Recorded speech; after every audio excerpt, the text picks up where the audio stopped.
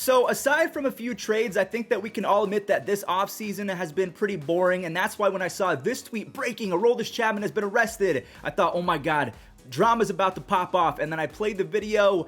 Yeah, so I'm pretty sure you guys get the joke. If Aroldis Chapman has been arrested and a trash can was put into the police car, I think you get the joke. But what's up, everyone? It's Fuzzy. Welcome back to yet another offseason recap where we talk baseball every single day if baseball allows us to. Now, we do have a free agent going to a brand new team. We have an update on Xander, Bogaerts, Mike Clevinger, a few kind of surprise teams are in the mix to try and acquire their talents. But before we do that, Bryce Harper, he did officially undergo Tommy John surgery to get his UCL reconstructed and repaired. So the timeline looks like he's going to be back as a designated hitter at the All-Star break. So the midway point of July, again, he will not be able to play right field before the end of the season. So Bryce Harper, his career WAR is going to take a hit because if you guys did not know, when you were talking about wins above replacement, a DH does not accrue as much WAR as someone like Mike Trout, who is both hitting and playing in the outfield. So I fully believe that Bryce Harper is going to make the Hall of Fame, but not being able to see him make his laser throws from right field,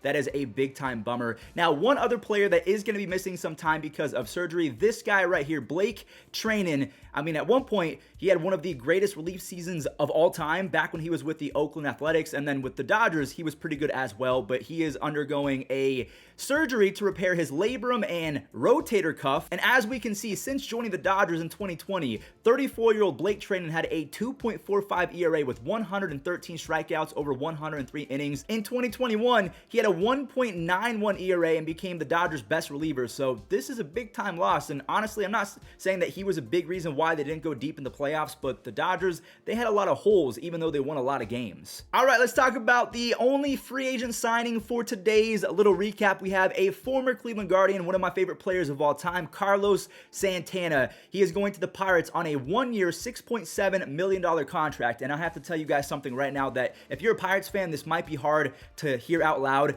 This is the biggest deal handed out by the Pirates in 6 years. Yeah, it's been since 2016 when they gave Ivan Nova a $30 million contract. Since then, I mean, they're handing out peanuts. Now, if you're curious why they gave almost $7 million to Carlos Santana, considering he has not been good for the last few seasons, going back to 2020, so the last 3 seasons combined, over his last 350 games, he has a .323 on base percentage, which is good. He's hitting .207, so Carlos Santana, his bat-to-ball skills have really fallen off, but what makes Carlos Santana special, one, he almost plays every single game. He's gonna put up 500 at-bats every single season, and, I mean, to begin his career from 2010 to 2020, he had a combined .346 on base percentage, and that's because not only does he get a bunch of extra base hits with 35 doubles, 37 doubles, 34 home runs, but he's led the league in walks in 2014 and 2020, and scattered in between that, you have 110, 108. So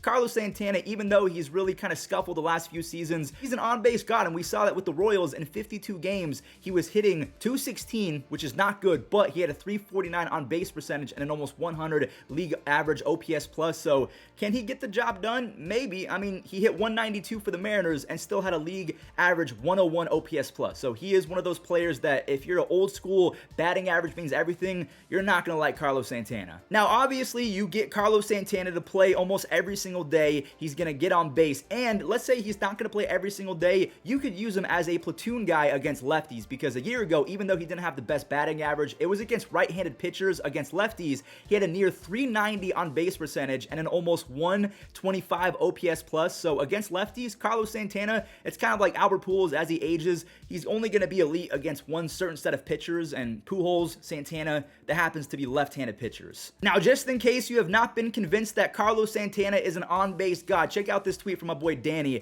Carlos Santana has reached base more than Mike Trout since Trout's debut season in 2021, and the same for Bryce Harper, and the same with Aaron Judge dating back to 2016. So Carlos Santana, again, you're getting him for one reason, and really one reason only. Because he gets on base. Now, before we move on, I do just want to show you guys one more thing. So when he's hitting against right-handed pitchers, obviously, he's being shifted against as a lefty. And I wanted to see how often is Carlos Santana being shifted against. He was the #1 player in baseball in terms of being shifted against. 98.3% of the time, there was a shift on when he was hitting from the left side. So now that the shift is going to be banned, I expect his overall stats to really get a boost now that this guy right here, who's playing pretty much shallow right field, that guy, he's gone. This guy has to go back to third base. You can only have 2 guys on either side of second base. And now that I'm looking at this list, Jose Ramirez, Corey Seager, I mean, they were shifted 92+% of the time. So I definitely have to make a video talking about players that benefit the most from the shift being banned. So leave a like if you want to see that. All right, let's go ahead and move on to the Padres. The fact that they are reportedly seeking to add a shortstop, and they like Xander Bogaerts. So if we take a look, who would he be replacing? Because it's not like there's a hole open. Well, technically there was last season because Tatis got himself banned, but we're still talking about Fernando Tatis Jr., who does have the range. I'm sorry, I just voice cracked. I mean, he's got the cannon. You have everything that you could ever ask for, at least athletically, for a shortstop. And I mean, it's a full package with Fernando Tatis. Yes, his cannon does get him into trouble sometimes, but take a look at this play. He has an absolute hose when he's accurate. Tatis can be a serviceable defensive shortstop, but let's say they really want Xander to take over. I mean, realistically, Xander can play a decent shortstop. I'm not going to go out and say that he is an elite defensive shortstop. Ha-Seong Kim is better than him in my opinion. It's just Xander is going to be that guy that can beat out an infield single. He's going to get on base a lot. He's going to rope a few home runs. I mean, as we can see right here, lefties, righties, it does not matter. That was against Aaron Loop, who is pretty good at limiting home runs. So Xander Bogaerts, if he does go to the Padres, he's going to have to try and dethrone someone that can throw 96 miles an hour. And before O'Neal Cruz was really, I mean, look at this play. Look at this play from Tatis. He's got the range. He's got, I mean, do I dare say the swag? I mean, he can do everything. So I would love to see Xander Bogaerts with the Padres. So what does that mean for Ha-Seong Kim? Maybe he plays second base and then Jake Cronenworth goes to first base, and then they don't go out there and sign Jose Abreu, and maybe they trade Eric Hosmer, or I mean, I don't know how that's going to go because I believe Eric Hosmer has a no trade clause, so he can approve and decline any trade that he wants. But right now the rumors are the Padres are one of the front runners to acquire Xander Bogaerts, and that probably pushes Tatis to left field, Ha-Seong Kim to second base, and then you have the Crone Zone playing first base. Now,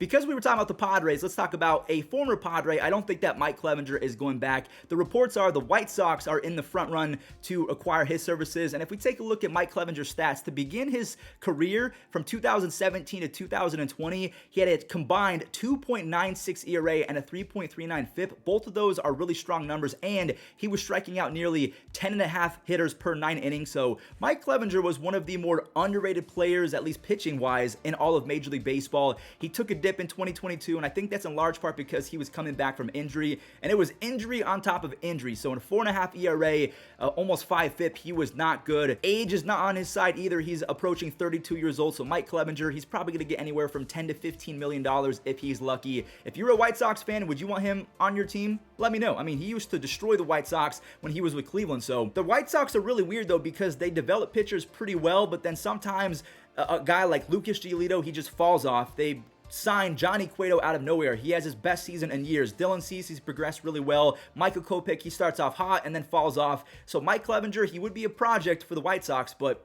I mean, it might be a good fit.